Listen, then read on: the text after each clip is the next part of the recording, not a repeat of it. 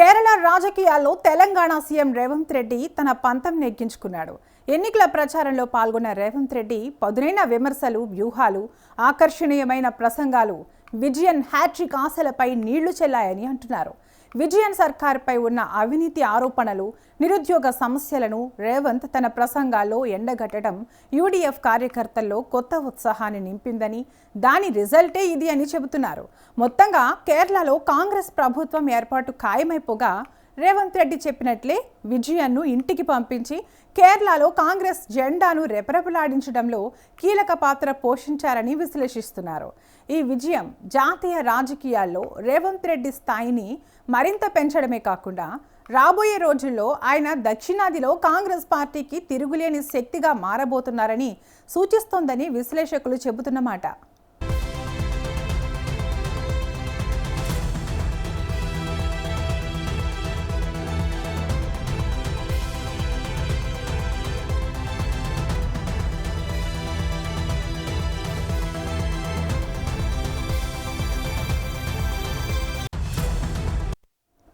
కేరళ రాజకీయాల్లో భారీ ఉత్కంఠకు తెరలేపుతూ అసెంబ్లీ ఎన్నికల ఫలితాల ట్రెండ్స్ వెలువడుతున్నాయి. రాష్ట్ర వ్యాప్తంగా వచ్చిన తాజా లెక్కల ప్రకారం అధికార మార్పు దిశగా స్పష్టమైన సంకేతాలు కనిపిస్తున్నాయి. మొత్తం 140 అసెంబ్లీ స్థానాలున్న కేరళలో ప్రస్తుతం యూడీఎఫ్ కూటమి భారీ ఆధిక్యంలో కొనసాగుతోంది. ప్రాథమిక్ ట్రెండ్స్ ప్రకారం యూడీఎఫ్ సుమారు 98 స్థానాల్లో ముందంజలో ఉండగా ప్రభుత్వం ఏర్పాటు చేయడానికి అవసరమైన 71 మ్యాజిక్ ఫిగర్ను చాలా ముందుగానే దాటేసింది. ఈ పరిణామం రాష్ట్ర రాజకీయాల్లో చారిత్రక మార్పుగా భావిస్తున్నారు.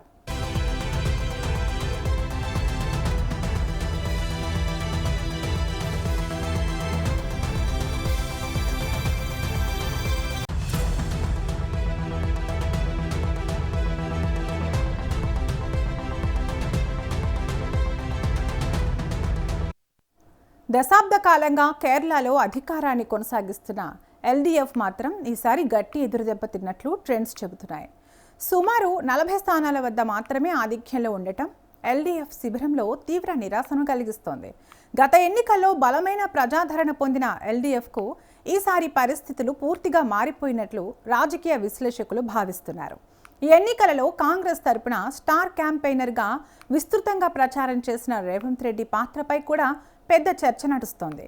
కేరళలో జరిగిన పలు బహిరంగ సభల్లో ఆయన చేసిన తీవ్ర వ్యాఖ్యలు ఎన్నికల వేడిని మరింత పెంచాయి.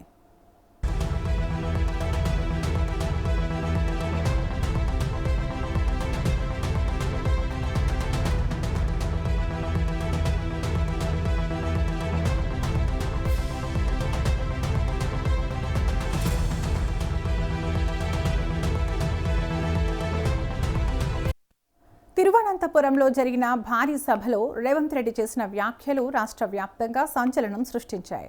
ముఖ్యమంత్రి పినరయి విజయన్పై ఆయన చేసిన ఘాటు విమర్శలు, ఇక వెళ్ళు విజయన్ వంటి వ్యాఖ్యలు రాజకీయ వర్గాల్లో తీవ్ర చర్చకు దారితీశాయి. అంతేకాదు ఎల్డీఎఫ్ ప్రభుత్వంపై అవినీతి ఆరోపణలు, నిరుద్యోగ సమస్యలు, పాలనా వైఫల్యాలను ఆయన తన ప్రసంగాల్లో గట్టిగా ప్రస్తావించారు. ఈ అంశాలు కాంగ్రెస్లో ఉత్సాహాన్ని పెంచినట్లు పార్టీ వర్గాలు చెబుతున్నాయి.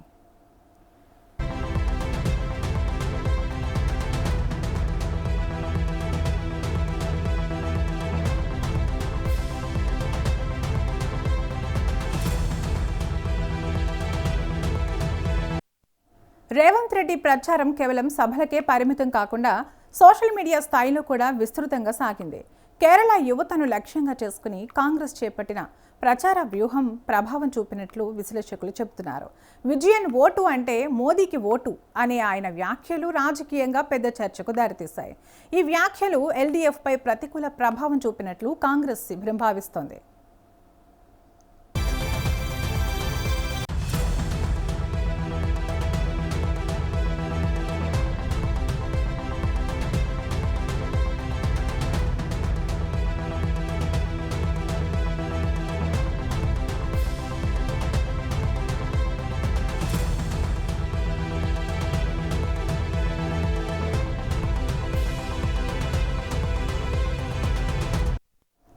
ప్రస్తుత ట్రెండ్స్ ప్రకారం యూడీఎఫ్ స్పష్టమైన ఆధిక్యంలో కొనసాగుతుండటంతో కాంగ్రెస్ శిబిరంలో సంబర వాతావరణం కనిపిస్తోంది. మరోవైపు ఎల్డీఎఫ్ శిబిరంలో నిశ్శబ్దం నెలకొంది. అయితే ఇది ఇంకా ప్రారంభ ట్రెండ్స్ మాత్రమే కావడంతో తుది ఫలితాలపై ఉత్కంఠ కొనసాగుతోంది. ఎన్నికల సంఘం అధికారిక ప్రకటన వెలువడే వరకు ఖచ్చితమైన నిర్ధారణ సాధ్యం కాదని రాజకీయ విశ్లేషకులు స్పష్టం చేస్తున్నారు.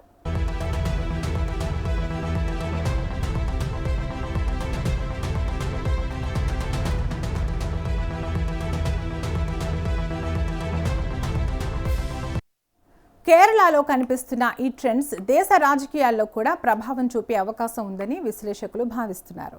కాంగ్రెస్కు ఇది పెద్ద బూస్టుగా మారే అవకాశం ఉందని, దక్షిణ భారత రాజకీయాల్లో పార్టీ స్థితి మరింత బలపడవచ్చని అంచనాలు వెలువడుతున్నాయి. అదే సమయంలో ఎల్డీఎఫ్కు ఇది పెద్ద సవాల్గా మారే అవకాశం ఉందని రాజకీయ వర్గాలు చెబుతున్నాయి. ప్రభుత్వ వ్యతిరేకత, పాలనా వ్యతిరేక భావన ఈ మార్పుకు కారణమై ఉండొచ్చని విశ్లేషణలు సూచిస్తున్నాయి.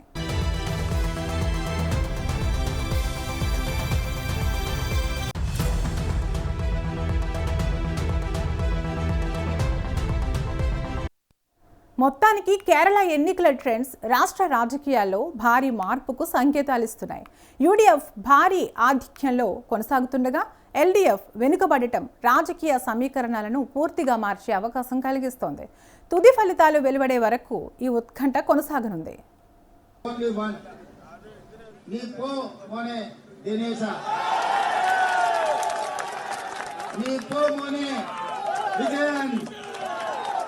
Nipomone Vijayan, your time is over.